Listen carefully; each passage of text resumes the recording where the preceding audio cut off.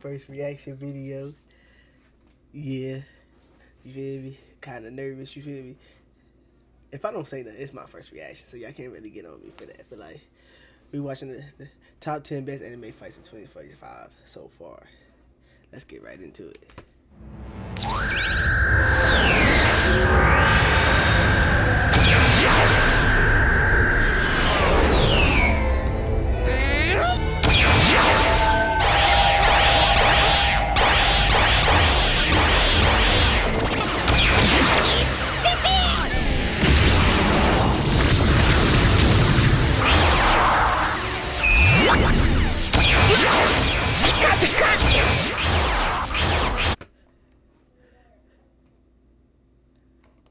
Hold on, why the fuck is me?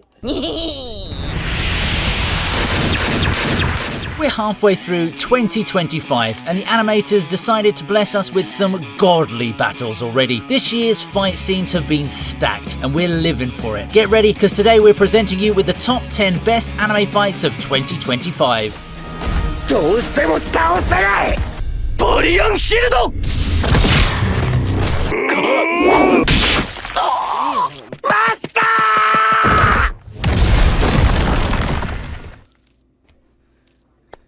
ー！そうせよ。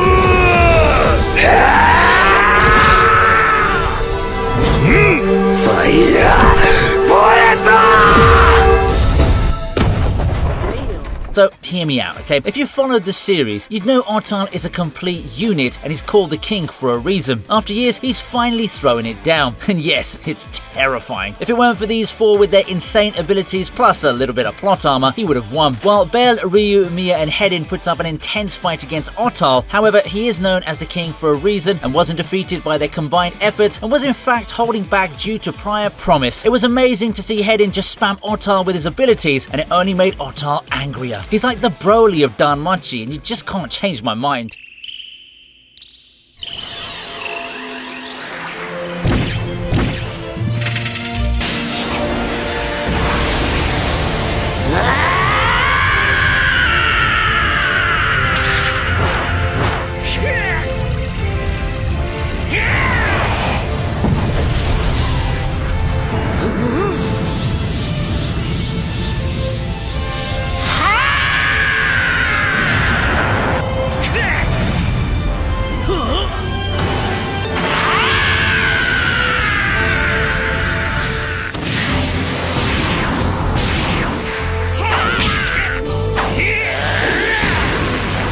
But next up is a fight.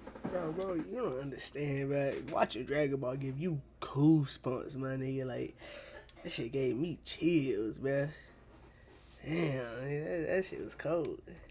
So intense, Goku tapped into a power reminiscent of Super Saiyan 4. Yeah, that's exactly what happened when Goku faced Gulma in Dragon Ball Daima. This fight was a blast, literally. Goku Kamehameha'd this terrifying beast, and let me tell you, this was by far one of the strongest Kamehamehas I've ever seen. Goku's final Kamehameha clashed with Gulma's beam so hard that it bent the entire space around them. Literal shockwaves tore through dimensions. It's just beautifully animated.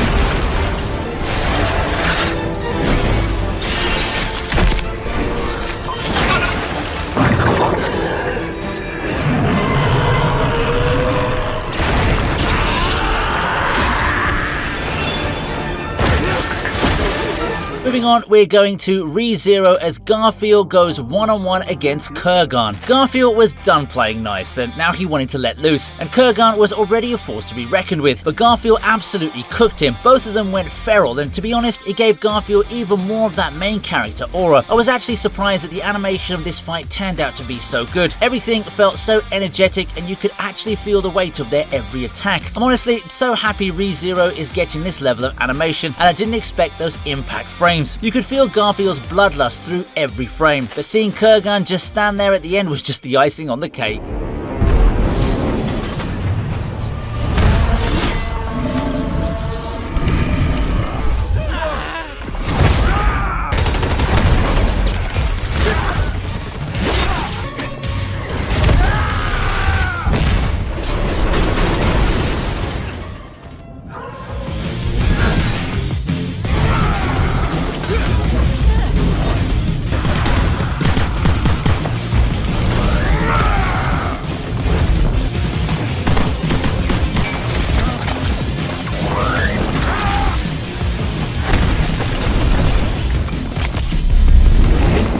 Coming up, we've got one of the cleanest animated fights Netflix has pulled off this year. Dante versus the White Rabbit from Devil May Cry. Now, you might be hoping for a giant white rabbit facing Dante, but all we get is a mutated, brutish monstrosity. That honestly feels like some Resident Evil shtick. The fight scene itself was a feast for the eyes, and it was so over the top, but in a good way. I mean, it doesn't get better than a demon plus guns plus an even bigger demon combo. The animation was buttery smooth, with that signature Western flair mixed with classic DMC chaos. Combine that with a heavy metal OST and some sick camera angles, and this fight basically screams style over everything else. Also, it's just not Devil May Cry until Dante gets stabbed. It's basically a requirement.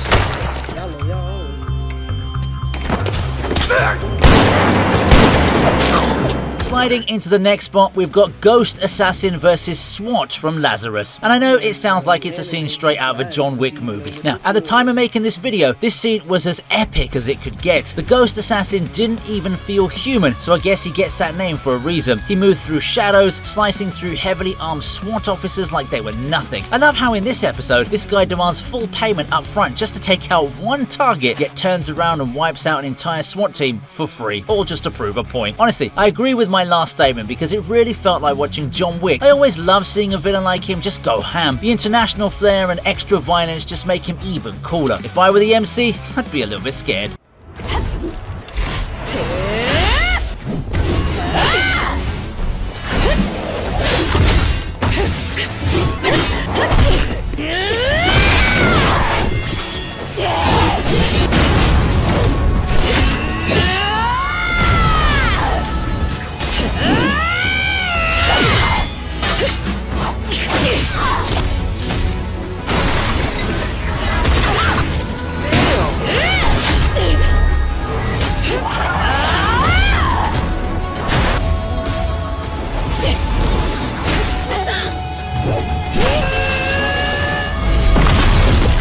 Queen versus Boa showdown, absolute fire. This epic slugfest is hands down one of the best anime fights of the year. First off, the animation is totally cinematic. Every strike, dodge, and clash is crisp, fluid, and hits hard. The choreography is next level. Two top-tier heroes duking it out at dusk on the docks, so stylish and intense. Emotionally, it hits the sweet spot too. Queen's fresh out of a rough loss and caught off guard, while Boa is fueled by jealousy and fear, so it's raw and personal. You feel Queen's fire to prove herself, and Boa's desperation, it's character therapy in motion. It's that adrenaline rush moment where art, action, and heart all come together. No wonder it's stealing the spotlight in 2025's anime season.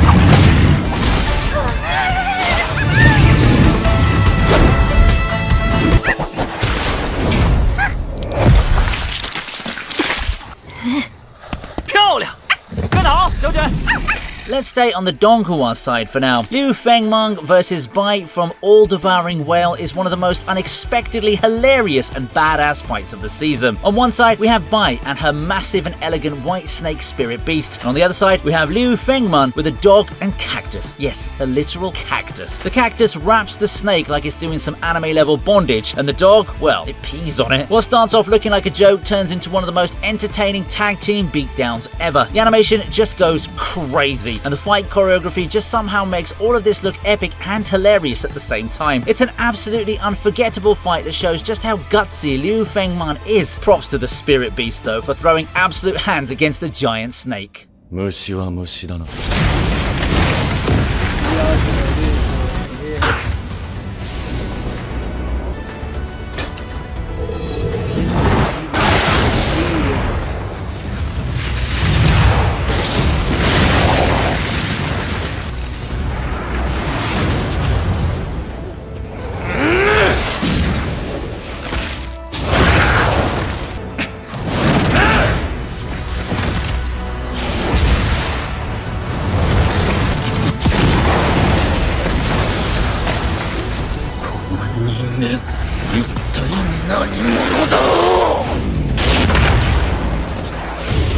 When it comes to absolute domination, Solo Leveling's got you with its Sung Jin Woo versus the Ant King scene, and I love every second of it. You see, the Ant King just mopped the floor with some of the biggest hotshots of Korea and Japan, and the only one who could save them was Sung Jin Woo, the OG aura farmer. The man absolutely humiliated the Ant King in one of the coldest ways imaginable, and let me just tell you how visually stunning this entire fight is. The best part was when both Sung Jin Woo and the Ant King traded blows. Could you even call this a fight? Sung Jin Woo was basically dog walking the Ant King no matter how you look at it.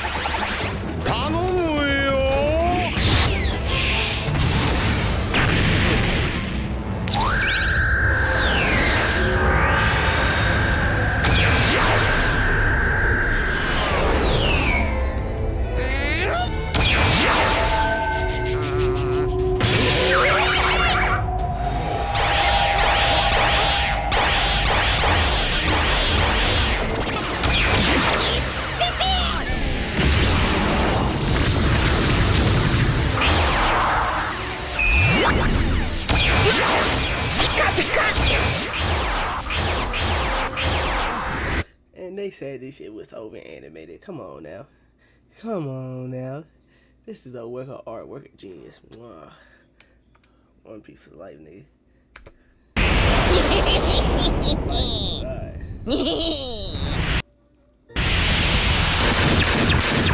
And just leave it to One Piece to drop a finale-like fight this wild out of nowhere. Luffy in Gear 5 is already a walking cartoon, but throw in Kizaru, aka Mr. Speed of Light, and you've got pure chaos. That Gear 5 has never looked so good. It just allows Luffy to be even more creative with his attacks. The power in this scene is absolutely ridiculous. The art style went full egghead mode, and somehow it felt smooth and crisp without losing the intensity. Also, despite some calling it over the top, the animation nails the chaotic brilliance. It's easily one of the wildest and most fun clashes One Piece has given us in years.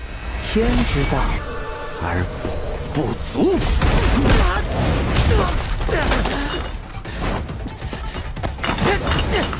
究竟是你的力更强。